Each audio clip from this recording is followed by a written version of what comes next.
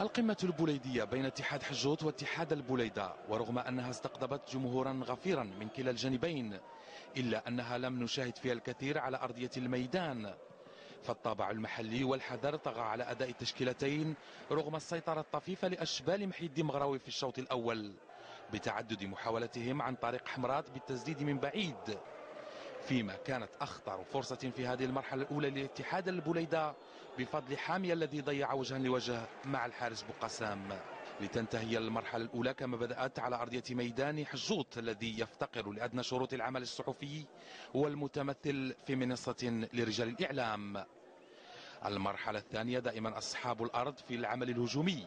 وفي رحلة البحث عن أول فوز لهم داخل الديار لم يكن لهم ذلك، وكل محاولاتهم باءت بالفشل للتسرع ونقص التركيز ومحاولة التسديد من بعيد،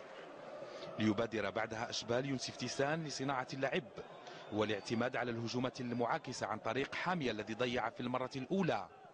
وليحذو حذوه بودين الذي لم يستغل جيدا تمريرة حامية ليضيع هو الآخر.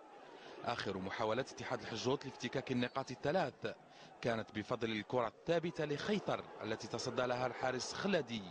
وكذا تسديدة يغني التي لم تأتي بالجديد رغم الدعم اللامتناهي لأنصار الاتحاد الحجوت للفريق، غير أن التشكيلة رضت بمبدأ تقاسم النقاط مع فريق اتحاد البوليدة.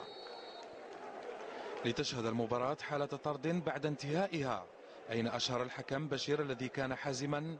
بطاقة صفراء ثانية للاعب خيثر بعد احتجاجه على قرارات طاقم التحكيم.